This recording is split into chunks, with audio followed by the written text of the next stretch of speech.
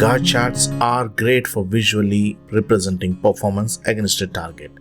They are also known as speedometer charts because they look similar to a car speedometer. To begin, we will create the base of the Gantt chart using a donut chart. Follow the steps. Select the data from the range A8 to A27. Go to the Insert tab.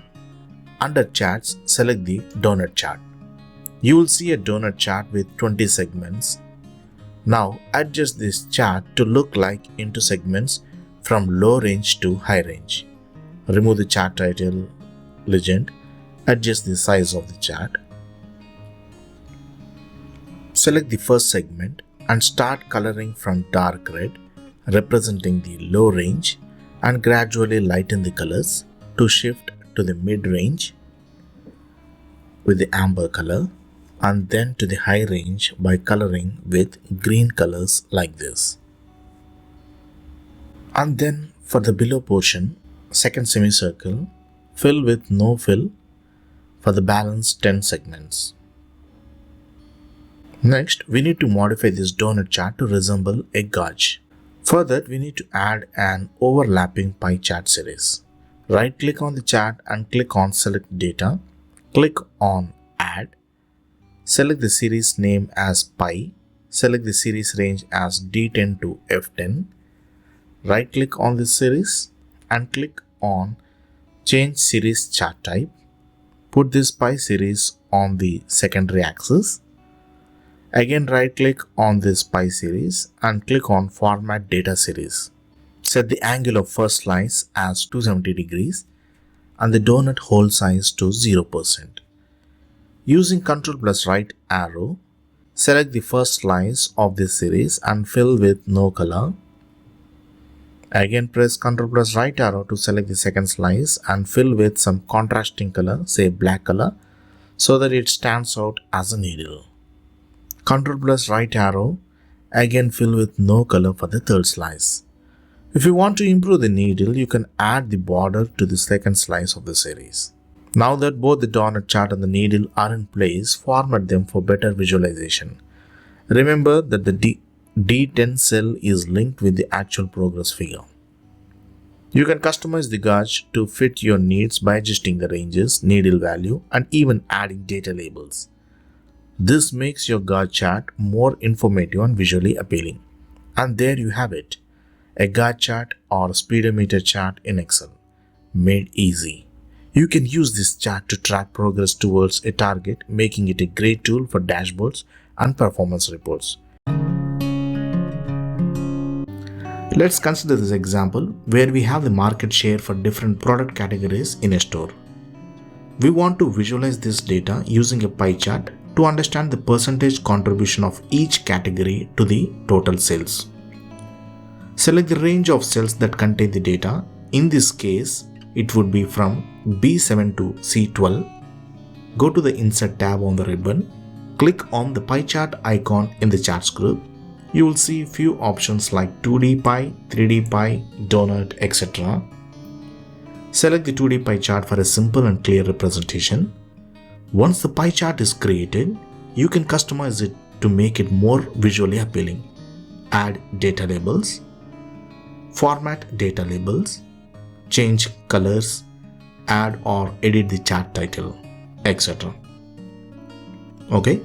For more advanced users, Excel offers several other customizations. 3D pie chart. To add more depth, you can choose the 3D pie chart from the pie chart options. This gives a three-dimensional effect. Explode a slice. You can highlight a particular slice by exploding it. Just click on the slice you want to explode and drag it slightly away from the center.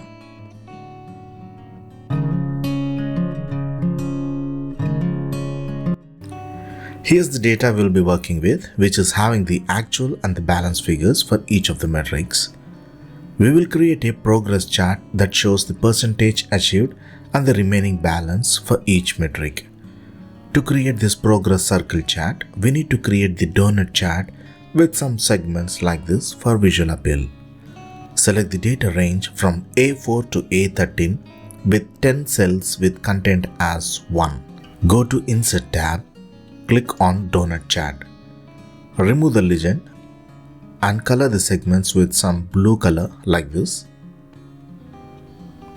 Link the chat title to the first item in the table, that is productivity. Right click on the chat, select data, click add here. Select the series name as productivity and values as C6 to D6. Okay, now we need to overlap the series. Select the chat, right click on the second series, click on change series chart type. Now put the second series on the secondary axis. Select the first segment of the second series and click on format data point and fill this with no fill. Select the second segment of the second series, format it to fill with white color and with transparency 30%. Okay, and add a shape or a text box for the value in the center of the chat. Now link it with the achievement cell for the series and format the font for better visibility. And it's visually appealing, right? Now let us try with some variation for the second graph. Repeat the same steps for creating the first donut chat with these 10 segments. Select the chat and paste it 3 times so that it would look like this. Remove legend. Right click on any series and click on format data series and then adjust the donut hole size, say 45%. Right click the chat, select data, click on this add, select the series name as timesheet and the values as C7 to D7. Click OK. Now we need to overlap the series for this.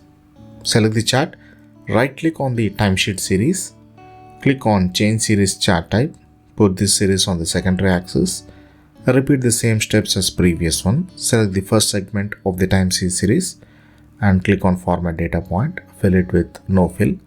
Select the second segment of the same series, format it to fill with white color and with transparency 30%.